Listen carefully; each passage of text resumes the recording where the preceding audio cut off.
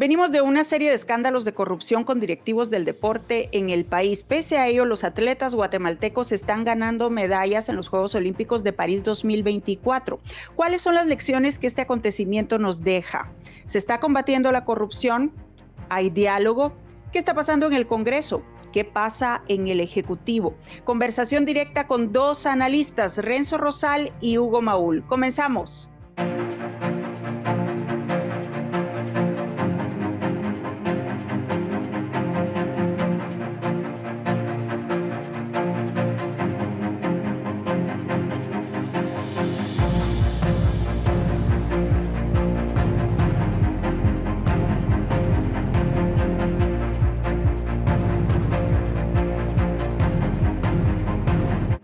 ¿Qué tal? ¿Cómo están? Bienvenidos a este espacio de conversaciones directas. Soy Alejandra Álvarez. Hoy nos acompaña el licenciado Renzo Rosal, analista político, y también el doctor Hugo Maúl, director del área económica del CIEN. A ambos, bienvenidos a este espacio. ¿Cómo están? Muy bien, gracias. Un día muy especial. Estamos muy contentos. Ganamos medalla de oro, ayer medalla de bronce, y estuvimos a punto de ir a los Juegos Olímpicos sin bandera. De alguna manera esto tiene que ver o es una estampa de lo que sucede en el país. Licenciado Renzo Rosal. Bueno, sí, primero, por supuesto, subrayar lo histórico, lo importante, lo positivo que es estas dos noticias y que ambas medallas se han obtenido en transcurso de 24 horas, también es fundamental. Pero me parece también igualmente clave subrayar que, como bien menciona Alejandra, estuvimos a punto de sí asistir, pero a saber con qué nombre. No con el nombre de Guatemala, obviamente, y no verla, ondear la bandera de Guatemala y mucho menos escuchar el himno. Bueno, que se da. Y eso hay que tomar en cuenta, ¿no? Que por un lado tenemos aquí una pugna que se mantiene absolutamente abierta entre dos expresiones, digámosle, absolutamente oscuras, que han tomado control en este caso del Comité Olímpico Guatemalteco, y que por lo tanto el COI no sé si la palabra sea desafiliar o algo parecido, pero nos dejó ahí en la lista negra, y que una acción del actual presidente de la República, que personalmente fue a Lausanne, a la sede del COI, permitió que en medio de la pugna que se mantiene, reitero, nos permitieran en estos Juegos Olímpicos participar.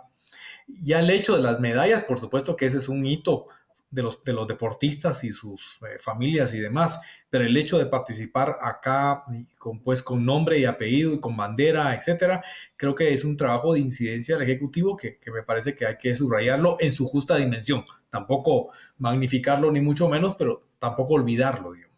Doctor Maúl, ¿sería un logro del Ejecutivo, específicamente del presidente Bernardo Arévalo, que los atletas hayan asistido a los Juegos Olímpicos con bandera? Bueno, en este caso particular a mí me toca el corazón y me toca el hígado porque participé en la comisión de intervención de la federación cuando el FIFA Gate y conozco la organización del deporte federado guatemalteco desde adentro. Yo creo que lo primero es los atletas merecen toda nuestra admiración, respeto, no es poca cosa lo que hicieron. Lamentablemente el deporte sigue estando influido grandemente y gobernado por los de pantalón largo. Y habiendo estado yo de pantalón largo como dirigente en algún tiempo, creo que es necesario realmente en algún momento en Guatemala discutir cómo reformar toda la estructura que rige al deporte federado y al deporte olímpico, porque reciben una importante contribución del presupuesto nacional. Y a pesar de todo ese dinero que reciben, pues los resultados como estos son muy importantes, pero también habría que hacer una contabilización de lo que le cuesta al país mantener una gran estructura que no necesariamente es la más conducente para el logro de este tipo de resultados. Por supuesto, no le estoy quitando ningún mérito a ninguno que ha ganado nada y a los que fueron. Ahora, un logro del presidente, habiendo participado en una intervención de FIFA y habiendo sido los embajadores de FIFA en Guatemala cuando nos suspendieron de las eliminatorias del Mundial y Guatemala estuvo así por cerca de un año, déjenme decirle que estas organizaciones son duras y tienen mucho poder. Y si los países no hacen lo que ellas piden, simplemente ellas tienen toda la libertad de dejar fuera a quien quiera. Y a partir de eso, creo que haber ido a Lausana, haber hablado con el Comité Olímpico, haberle encontrado una salida a esto, aunque la salida sea provisional porque hace falta reformas, pues que se cuelgue la medalla también quien lo hizo, porque de no haberse movido alguien y haber hecho ese acercamiento y haber desenredado la madeja, por nuestra linda cara no se iba, este tema no se hubiera solucionado de por sí. Yo desconocía de esto que dice Renzo de la participación del presidente, pero en lo que valga hay que aceptar que qué bueno que lo hizo, porque si no, probablemente estaríamos en lo mismo que hace unos meses. Y por de pronto creo que esta euforia y esta alegría no debe borrar la necesidad que tenemos de pensar acerca de el deporte federado y resolver el entuerto legal que se tiene todavía. Ahora, este tipo de acontecimientos, ¿qué lecciones dejan en un país como Guatemala y en este momento en un contexto de polarización? O sea, ¿qué escenarios podríamos ver? Licenciado Rosal.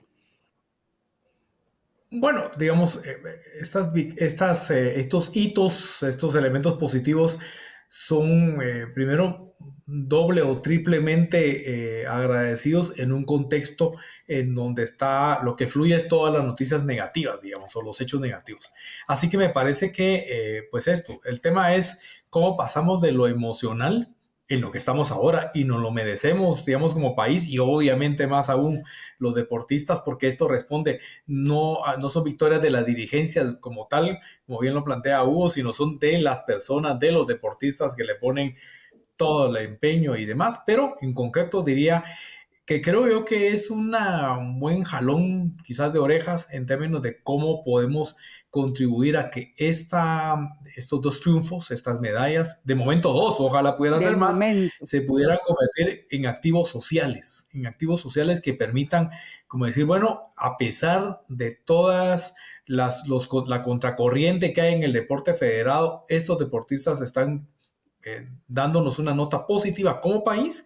Y eso es como un ejemplo de lo que sí se puede hacer, que por supuesto en escenarios totalmente asimétricos, en escenarios muy complicados, pero dar una nota que permita acción social, que permita movilización, que permita recuperar también una cierta dosis de esperanza, una cierta dosis de optimismo, insisto, en su justa dimensión, pero me parece que en eso se podría convertir. Está claro, digamos, que las victorias en el deporte, ya sea en los deportes populares como el fútbol y demás, o en este tipo de deportes que son bastante desconocidos, digamos, para la mayoría, digamos, sí tiene la posibilidad, esa es la posibilidad de convertirse en espacios de movilización de las personas. Lo hemos visto más en el mundo del fútbol, digamos, menos en esto. Pero aquí tenemos nosotros creo que un chance interesante, no de convertirlo, no de privatizar, digamos, la victoria, sino de cómo convertirlo en un activo público. Eso me parece que por ahí podría hacerlo. Y también teniendo cuidado de que no se convierta en una medallita. Yo me pongo la medallita, yo partido, yo no sé quién, ahí no, sino que genere, digamos, una fuerza motriz, que está claro que no la tenemos si no fueran por los eventos de 2015, los eventos del año pasado con sus más y sus menos, y no más. De ahí no podemos contar en los últimos 10 años con otras posibilidades de acción social, que yo creo que eso es un terreno donde un Hugo Maúl se mueve muy bien y no sé ahí qué piensa al respecto. Doctor Maúl, ¿cómo activar entonces ese movimiento social a partir de la inspiración que genera un evento como este?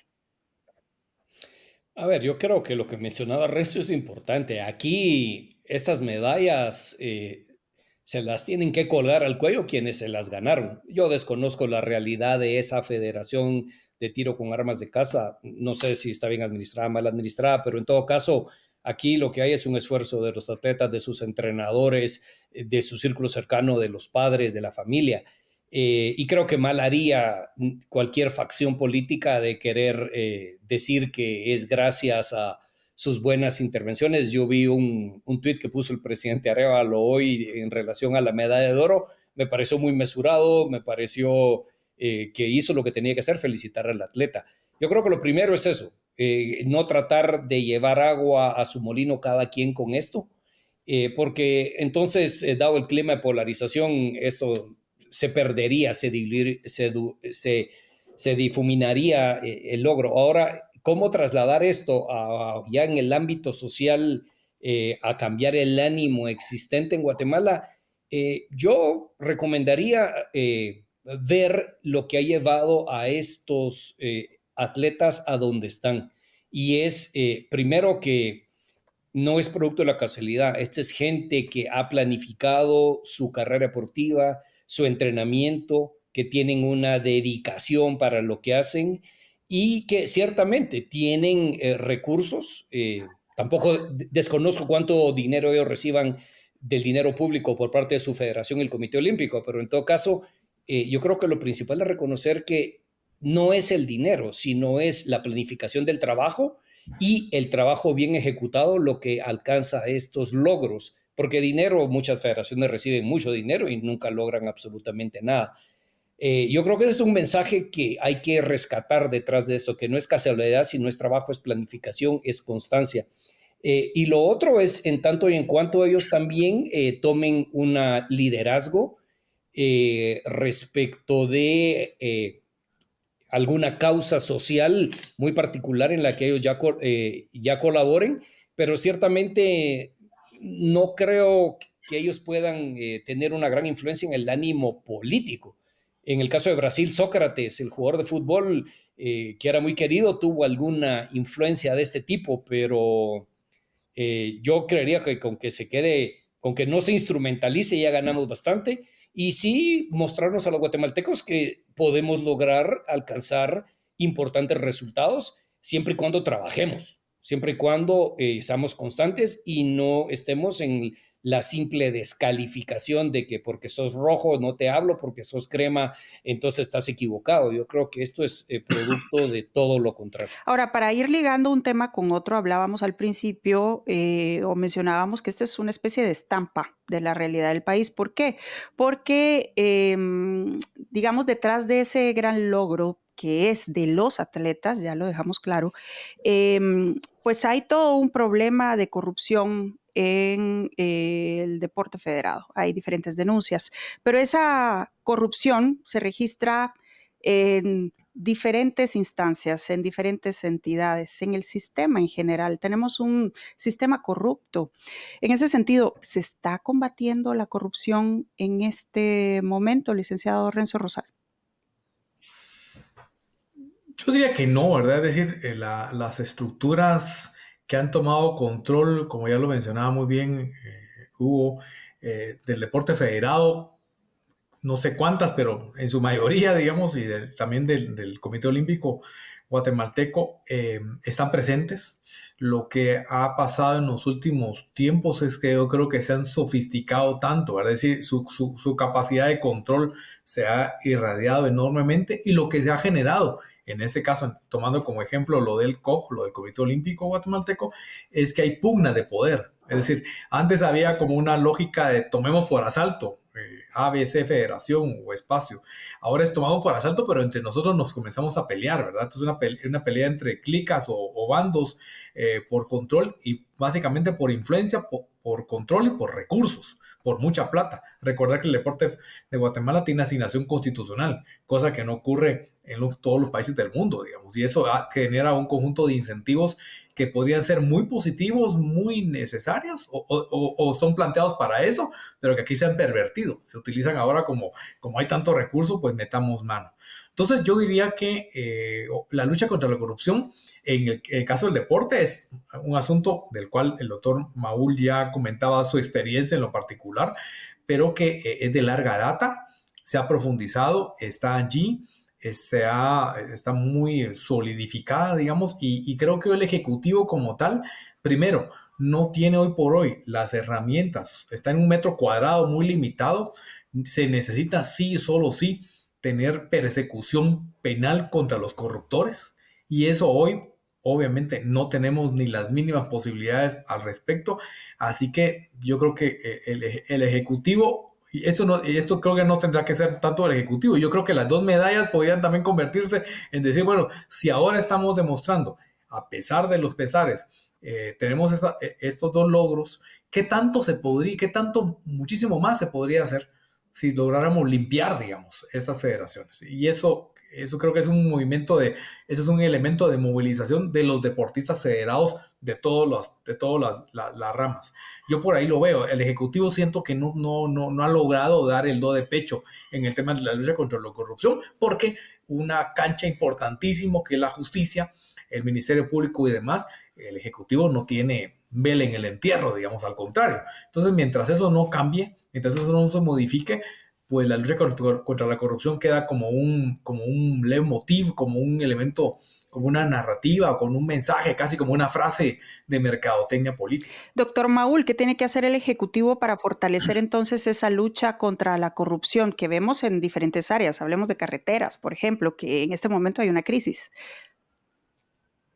Sí, a ver, yo aquí, yo me iría por lo práctico. Suscribo lo que dijo Renzo en el sentido que la persecución penal, pues por de pronto tiene una lógica muy particular que tomará tiempo en que se muestren los resultados. Pero eso no impide que se aborde la corrupción desde otra perspectiva. Y aquí a mí lo que me parece más problemático es que muchas personas, muchos periodistas, líderes de opinión, funcionarios públicos, hablan de combate a la corrupción en términos muy genéricos, difíciles de transformar en propuestas operativas concretas. Me parece que lo que sí puede hacer este gobierno, y creo que lo están haciendo, pero es un trabajo fenomenal y deberían hacerlo de manera más consistente, vehemente y con más recursos, es identificar en los casos concretos cuáles son aquellas áreas de la función pública donde existen espacios de discrecionalidad, en donde existe confusión normativa, que permite que entonces hayan funcionarios que puedan tomar decisiones en base a sus propios criterios sin rendir cuentas a nadie, con tal de que avancen los procesos, que se emitan aprobaciones, que se tramiten pagos, etcétera. Y eso es algo que depende del caso concreto. Combatir la corrupción en una federación es muy diferente a combatir la corrupción en la compra de medicamentos en un hospital y muy diferente a combatir la corrupción en el proceso de diseño de una obra pública o una licitación.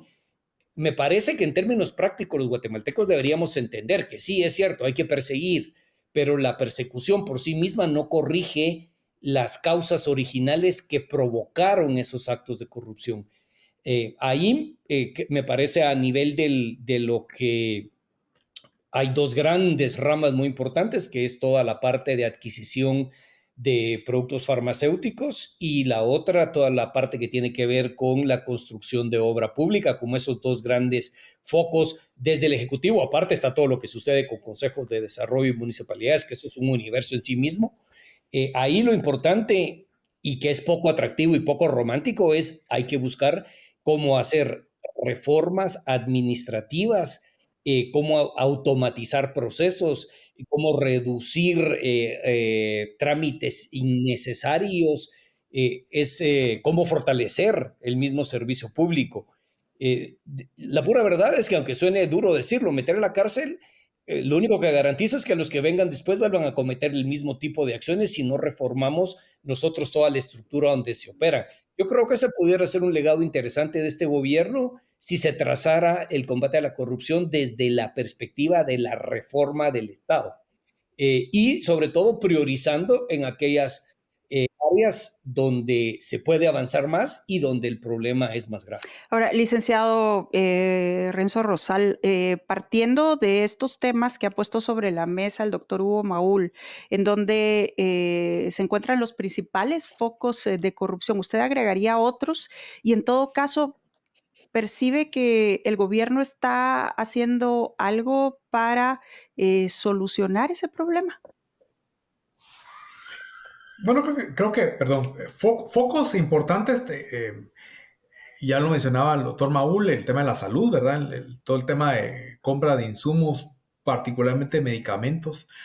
Obviamente el gran foco de corrupción tiene que ver con el tema de la inversión pública, especialmente la inversión física, lo que tiene que ver con el ministerio, las competencias del Ministerio de Comunicaciones. Esa es una segunda esfera, o mejor dicho, en orden sería primero la infraestructura, después la salud, y habrán y habrá de pronto lo que tiene que ver con creo yo, un foco importante que se ha convertido el Ministerio de Gobernación, lo que tiene que ver alrededor, tanto no solamente de la compra de equipos y demás, sino también del funcionamiento mismo del ministerio y sus diferentes dependencias, la Policía Nacional Civil, el sistema penitenciario, por ejemplo. Solo por mencionar esas tres, seguramente hay muchísimas más.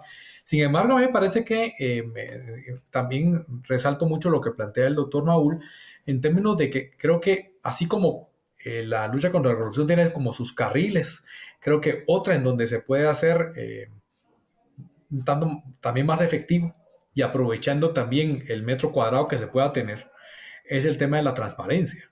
¿Sí? Cómo se pueden fomentar prácticas en función de la transparencia, ¿sí? Cómo le ponemos taponamiento a esas prácticas tradicionales, muchas de ellas bastante enquistadas y demás, y cómo comenzamos a poner de la mano de modernización del Estado mecanismos, por lo menos en esas tres áreas, digámoslo así, o por lo menos en una de ellas, que yo creo que es lo que se está intentando si uno logra medio entender un poco lo que quieren hacer en el caso del Ministerio de Comunicaciones, en las palabras que uno escucha al ministro Félix Alvarado, es como, por lo menos, primero identifiquemos cuáles son como los principales, digámosle, chorros, veamos cómo podemos ir cerrando o por lo menos reduciendo el flujo de esos chorros, no a todos, pero sí a algunos, y cómo podemos convertir de pronto algunos de esos chorros en otra cosa. Eso ya es un trabajo, digamos, de mayor calado, pero al menos en las primeras cuestiones que es identificar los flujos de corrupción e ir viendo cómo los cerramos. Cerrar todos no es posible,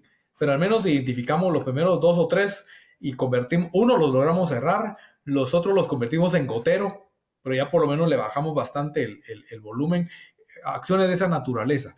Eso implica también verse mucho hacia adentro de las instituciones.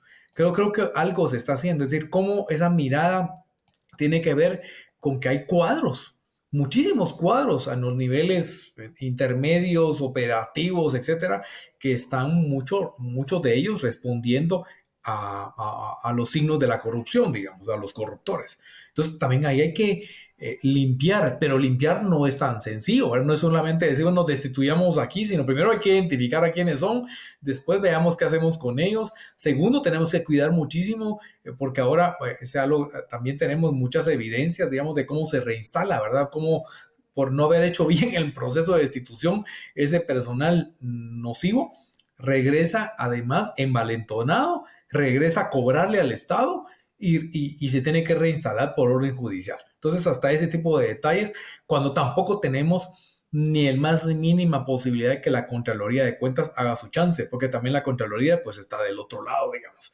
Entonces, yo diría que el margen de maniobra en resumen del Ejecutivo es limitado, pero si se es sagaz, si se es estratégico, creo que se pudiera hacer asertivo, siendo que hay ahí algunos movimientos que se han dado que más o menos apuntan en esa línea. Lo que creo que lo que falta es visualizar más cuál es el hilo conductor. Yo ahí no tengo, ese hilo conductor no lo noto todavía, pero ojalá se esté A dando. propósito de eso, quiero poner sobre la mesa lo siguiente. En lo que va de esta administración, ¿cómo definirían las características de esta gestión pública? O sea, los pros y contras. Doctor Maúl. Bueno, yo creo que antes de analizar pros y contras hay que reconocer el terreno donde ellos han tenido que actuar. Hay que decir que en términos generales recibieron una administración eh, donde el gobierno anterior pues tiene mucho que decir porque les dejó primero un presupuesto con el cual tienen que trabajar con unas prioridades que responden a la administración anterior, les dejó cuadros de funcionarios públicos en todas las dependencias donde pues Quizás algunos no están alineados con la forma de pensar del nuevo gobierno, otros llegaron por clientelismo, otros no tienen las capacidades y todo eso implica una labor de limpieza, de selección. Pero como decía Renzo, tampoco es que uno puede sacar a todos de la noche para la mañana y entonces las instituciones no funcionan. Entonces, dicho esto, la situación particular que recibieron es una situación complicada, en un contexto donde tampoco tienen una mayoría en el Congreso y en términos generales han tenido un Congreso, no quiero llamar opositor, pero tampoco gran colaboradores no han sido.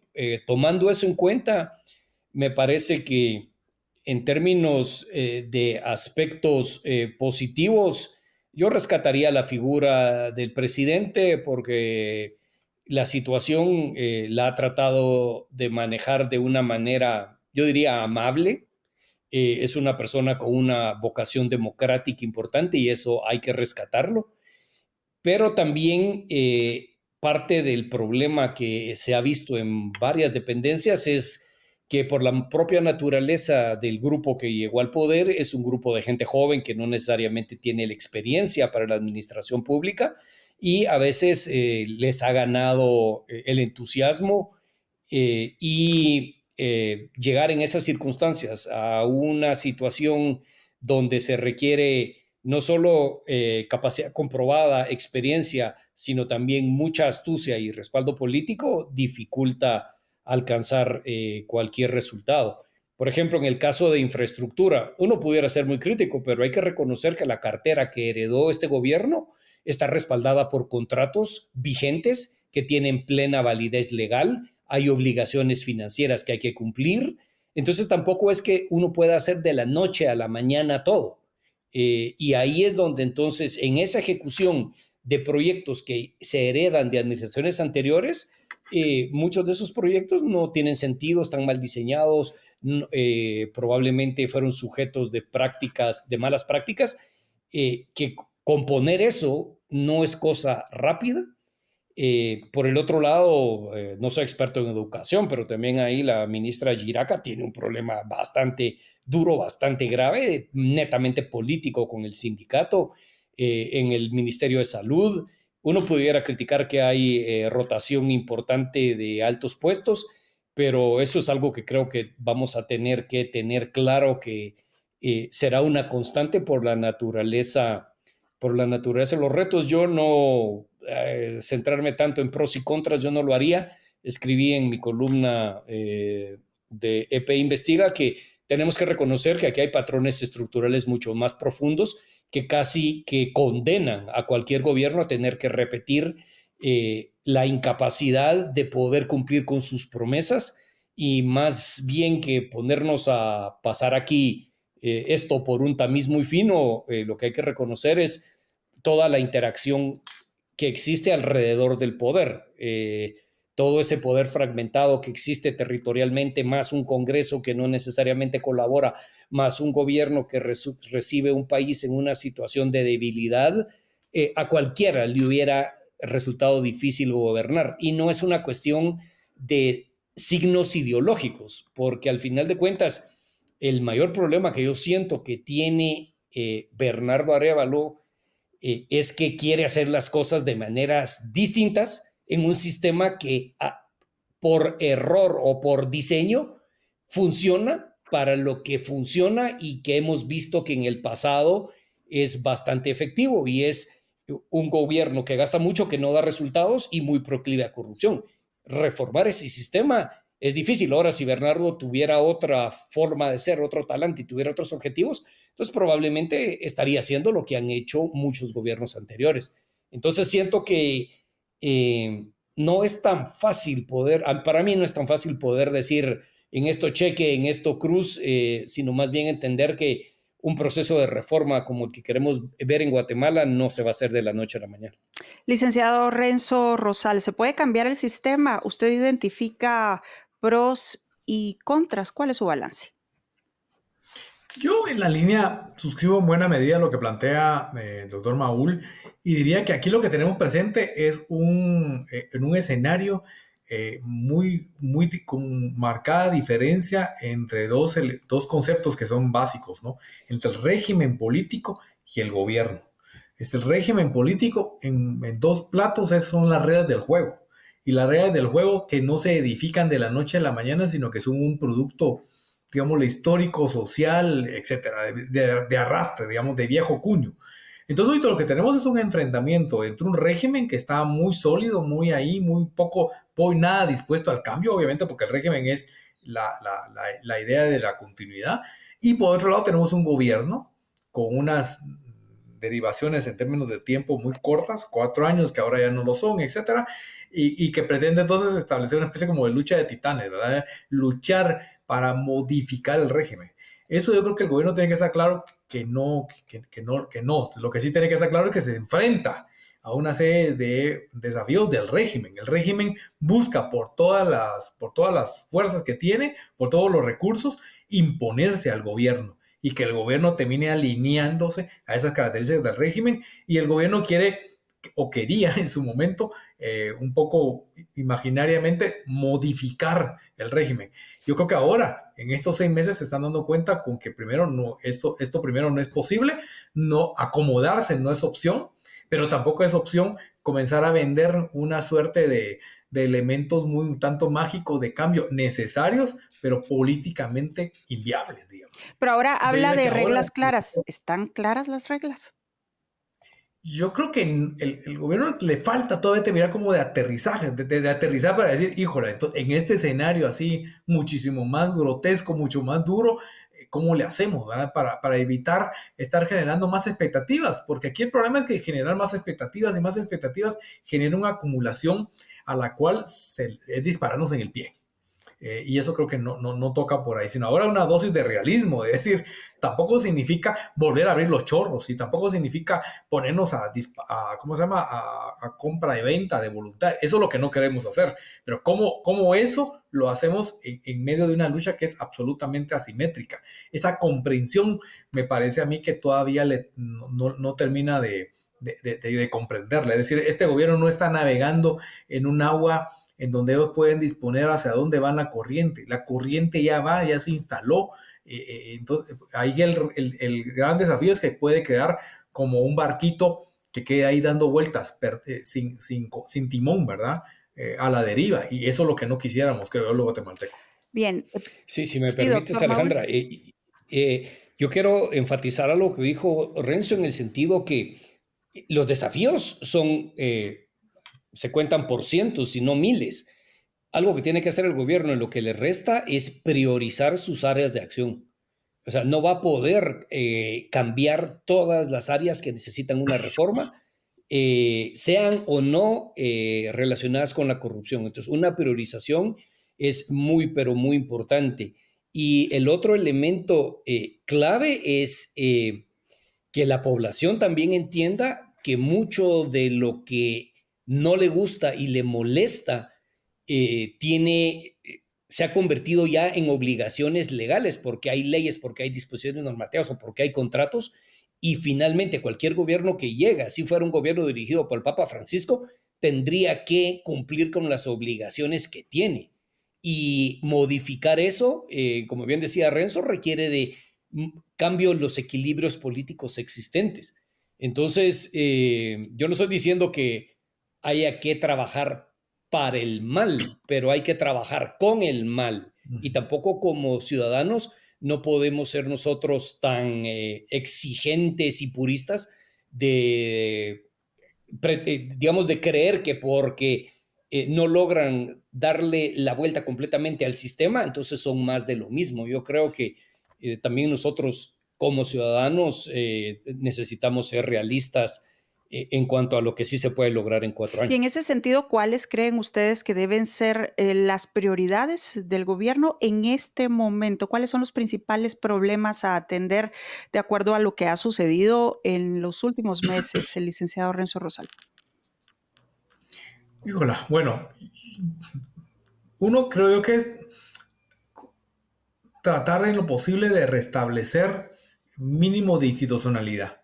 La institucionalidad fue absolutamente acabada, digamos, ya ni siquiera debilitada, sino totalmente destruida. Entonces, lograr crear una suerte como de ciertos puentes, ciertos pilares. No toda la institucionalidad se puede, ojalá sí se puede, pero cierta institucionalidad, digámosle, básica, que permita que haya cierta funcionalidad. Eso es básicamente para mí una gran prioridad, porque tiene que ver con todo. Esto no tiene que ver con temas, ¿verdad? Porque si no podemos hablar de la salud, de la educación, sí, pero hay precondiciones, y a mí una precondición fundamental tiene que ver con esto.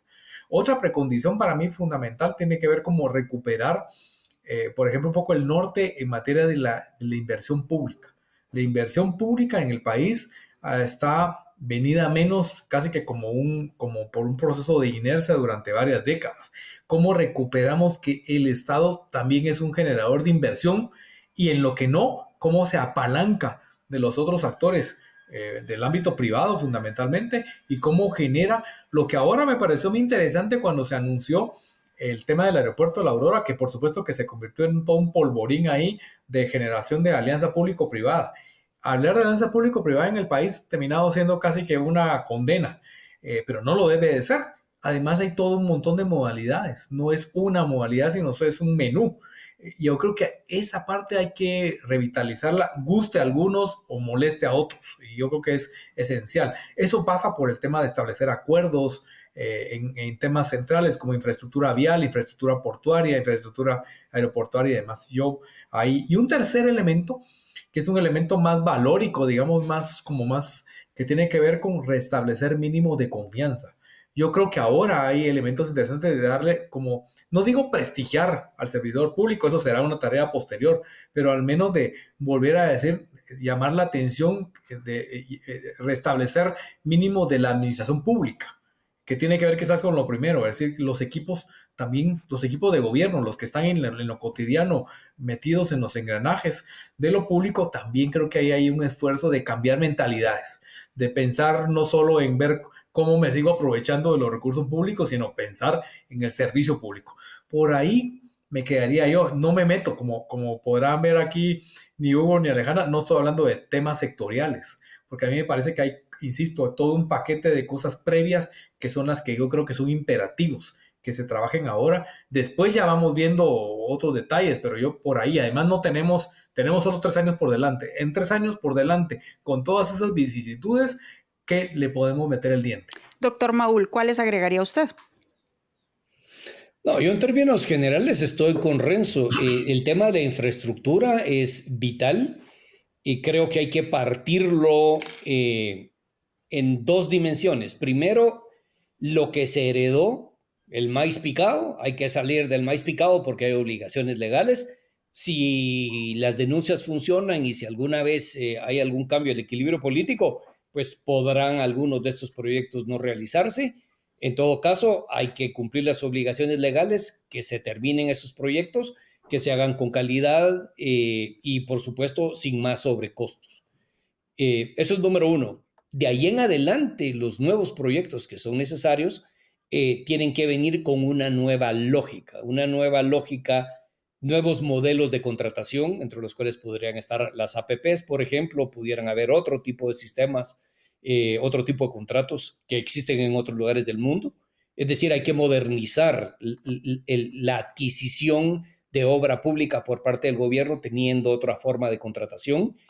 Pero ahí también hay que entender algo. Eso requiere reformas legales. Las reformas legales tienen su tiempo para que ocurran y luego viene la parte de la implementación, que también tiene su tiempo. Eso lo que nos debe mandar el mensaje es que en los próximos 6 meses difícilmente habrá una reforma legal que nos dé un resultado concreto traducido en kilómetros de carretera. Pero hay que trabajar en eso. Y además creo que hay una perspectiva coyuntural temporal en el tema de la infraestructura, y es que en Guatemala llueve 6 meses del año y hay 6 meses de verano, y la construcción en Guatemala se debe hacer en el verano. Entonces, creo que deberíamos entender que si nos queremos pelear y jalar de las mechas en el tema de infraestructura, eso se hace en el verano. Pero en el invierno tenemos que reconocer que lo que hay que hacer es mantener la infraestructura que tenemos y sobrevivir juntos. Entonces considero que deberíamos estar pensando ya en qué vamos a hacer para el invierno 2025, para que nuestras principales carreteras lleguen en buenas condiciones de mantenimiento. Y cuando digo buenas condiciones de mantenimiento, me estoy refiriendo a lo básico: limpiar las cunetas, rescatar los derechos de vía, desmontar, descubrir dónde están los drenajes principales, como el del 44.5, y ver que estén libres de obstrucciones para que pueda fluir el agua. Y, por supuesto, durante el verano, si es que tenemos nuevos proyectos bien diseñados, bien planificados, entonces empezar a construir. Yo sí, en este sentido, soy poco idealista. Muchos hablan de que son nuevas leyes y que nueva legislación. No tengo nada en contra de eso, pero hay que hacer una reforma administrativa dentro del órgano rector, y hay que entender que cualquier nueva ley tiene un periodo de implementación. Entonces, los 3 años que hablaba Renzo, esos ya están jugados. Yo añadiría el tema de los puertos y los aeropuertos, que es un tema complicado, donde tenemos gravísimos problemas, que tienen facetas legales, que tienen facetas operativas, pero que también tienen facetas muy importantes en relación con el crimen organizado.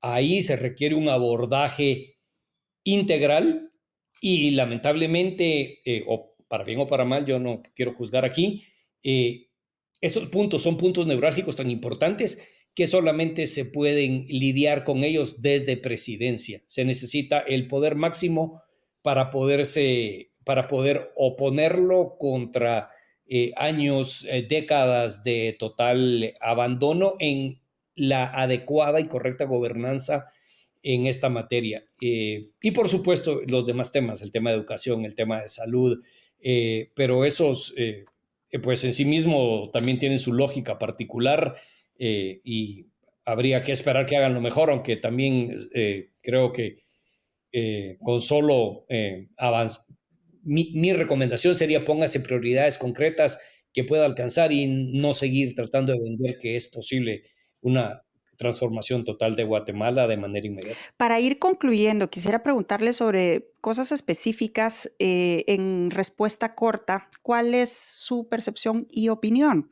Digamos, ¿ustedes consideran que este es un gobierno de diálogo, licenciado Renzo Rosal? Sí, me parece que sí. Primero porque varios de quienes integran el gobierno, para comenzar, como ya lo mencionaba Hugo, el propio presidente Arévalo tiene una vocación de diálogo, ¿verdad? Es decir, tiene ahí toda una historia de vida alrededor de eso. Entonces me parece que hay un espíritu y un conocimiento Pero sobre ese el tema del espíritu diálogo y una está valoración. funcionando, se percibe que está funcionando. Digamos, con sus más y sus menos, ahí va. El tema es que vaya, ¿verdad? Que no se quede solo como un tema de estantería, sino como realidad.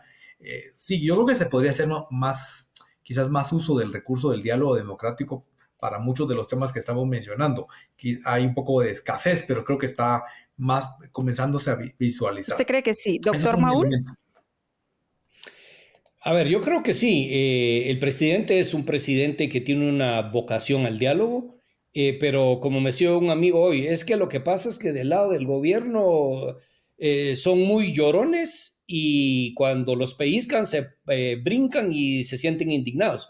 Y también hay que decirlo que del otro lado también son muy llorones y también les encanta pellizcar. Entonces creo que tiene que ser un diálogo de adultos.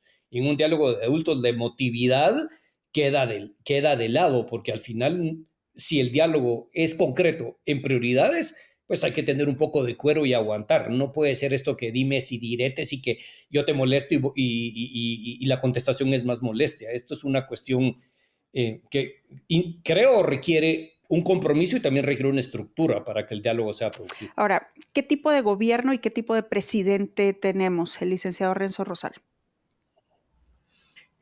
Buena pregunta. Yo creo que hay un gobierno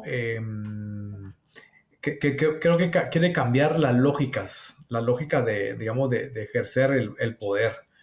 Y yo por ahí, ¿cómo lo puedo identificar? Digamos, no sé, otra denominación, pero ya que es un gobierno que quiere modificar ciertos lógica dominante, no solo en el discurso, sino en la manera de hacer y de tomar las decisiones. Por ahí. Es un gobierno que tiene ciertos elementos de querer también meterse al tema de la transformación social y demás, cosa en la cual creo que no, ahí están pasados de la raya porque no es posible por los elementos que mencioné, pero me quedaría con lo primero. Sí, Doctor Maul.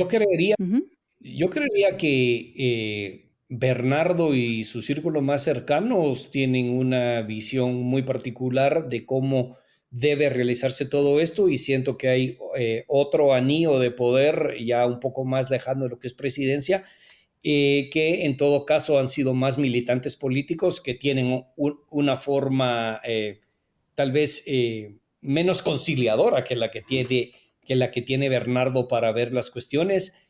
Y creo que eso de alguna manera imprime una lógica en cómo se relacionan, pero definitivamente me parece que es un gobierno que quiere buscar el diálogo y conciliar, pero creo que sí necesitan priorizar más las grandes batallas. Y sobre esas priorizaciones, hay una diferencia marcada entre lo que pasa con la banca oficial en el Congreso de la República y lo que hace el Ejecutivo, licenciado Renzo Rosal.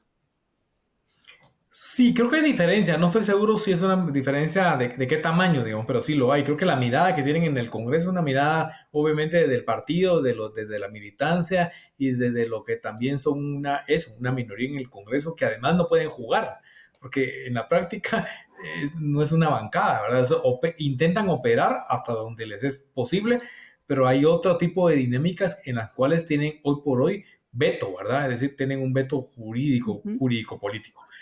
La cosa en el Ejecutivo es diferente, porque en el Ejecutivo es entrar a batear con lo que se tiene día a día, 24/7, es un asunto muchísimo más descarnado como tal. Entonces me parece que son digamos, dos lógicas diferentes que intentan cruzarse un poquito con la idea de cómo no salirse de los cuadrantes que el movimiento Semilla se planteó de campaña. El tema es que la realidad los ha superado. La realidad les dice que una cosa es verla venir y otra cosa es inusitadamente hacer gobierno, porque no es que lo han planificado, sino fue inusitado. Entonces siento que ahí sí hay unas diferencias que no son irreconciliables, pero que sí juegan a veces en un momento determinado. De un lado se imponen de uno, se imponen del otro, y ahí es donde creo que hay que encontrarle más estabilidad. Doctor Maul, ¿esas diferencias impactan en los acuerdos en el Congreso? Bueno, lo que sucede en el Congreso, Alejandra, es que lo que veo yo es una consolidación de un grupo parlamentario que, lo voy a decir coloquialmente, si ofendo a alguien, pues ofrezco disculpas por adelantado, pero que no obedecen al gobierno y que tampoco obedecen a los poderes tradicionales de Guatemala. Es decir, tienen vida propia y tienen la capacidad de aprobar legislación conforme con su propia visión del mundo y sus propios planes políticos. Entonces, ¿qué puede hacer un partido minoritario en las circunstancias en que está con ese tipo de conformación en el Congreso? Yo creo que es poco lo que pueden hacer, más que dialogar y tratar de buscar consensos. Y ahora, ¿es eso como debería ser? Pues a mí me parece que habría que buscar los grandes acuerdos nacionales, pero eso es una realidad con la cual el gobierno tiene que lidiar con la oposición, y la bancada, su grupo parlamentario en el Congreso, tiene que ver cómo hace acuerdos con estos grupos. Y la política, pues, es el arte de negociar, aunque no me guste con quién yo estoy negociando. Y ahí se requiere mucha astucia, también mucha paciencia, y también saber cómo ceder y cómo apretar. A partir de lo que observamos entonces en estos primeros meses, ya para concluir, ¿ustedes creen que el gobierno será capaz de lograr acuerdos en lo que queda del año, licenciado Renzo Rosal? Le toca, es decir, aquí no es opción, ¿verdad? Es decir, aquí es un imperativo. El tema es cómo lo quiera hacer, cómo quiera llevar a cabo estos mecanismos y cómo los operacionaliza. El para qué, diálogo, ajá, en qué sentido. Y ojo, que hay que asumir que el diálogo no es solamente sentémonos y platiquémonos y tomamos un café, sino tiene que haber estrategia, agenda y demás. Y también, digamos, saber que muchos de los diálogos también implican acuerdos, ponerse e implican compromisos. Y entonces los compromisos es con qué. ¿Qué tengo yo que ofrecer y que pueda cumplir? Porque si no puedo ofrecer el oro y el moro, pero no tengo control de nada, ¿verdad? O de muy poco. Entonces hay que tener cuidado, ¿verdad? Que el diálogo no es lo mismo que negociación, pero son primos, digamos, están relacionados. Entonces creo que esa parte, yo creo que el diálogo, este gobierno necesita tener mayor margen de gobernabilidad, subir, digamos, su nivel de flotabilidad. Hoy está en una flotabilidad, está, pero un poco al mínimo. Tiene que elevarla, tiene que mejorar esa parte, porque si no puede entrar en caída libre muy tempranamente. Entonces yo creo que el diálogo es un recurso político absolutamente necesario. Doctor Maúl. Sí, yo coincido que aquí lo primero es cómo logra generar una coalición mínima con la cual pueda trabajar, ya sea dentro del Congreso, ya sea a nivel territorial, ya sea a nivel del Ejecutivo. Necesariamente, por más que hayan desconfianzas, el sector privado organizado tradicionalmente ha tenido una cuota de poder, la sigue teniendo.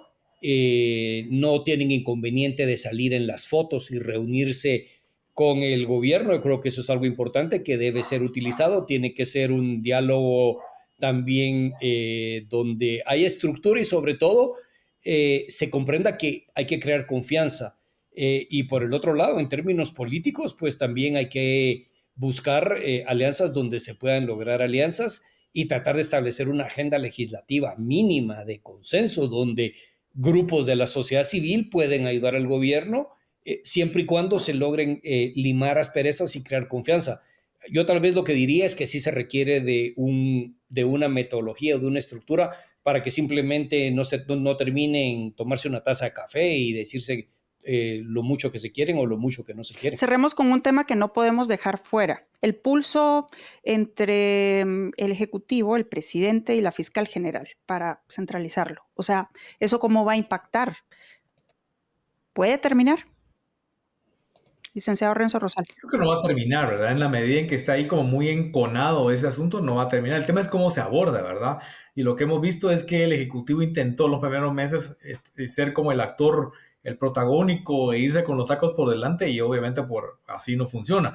Hoy lo que nos encontramos en este momento es un poco el movimiento al revés, ¿verdad? Es decir, el MP está moviendo todas sus pitas, inclusive no necesariamente rehaciendo, pero retomando temas fundamentales de su agenda para demostrar tiene poder, estoy presente, tengo musculatura y te puedo hacer la vida a cuadritos.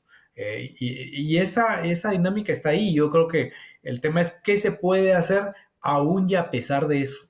No la desconocemos, pero tampoco puedo convertirla en mi única pantalla. Tengo que pensar que tengo otras pantallas y no me puedo dedicar mi vida y todo el asunto, dedicarlo ahí.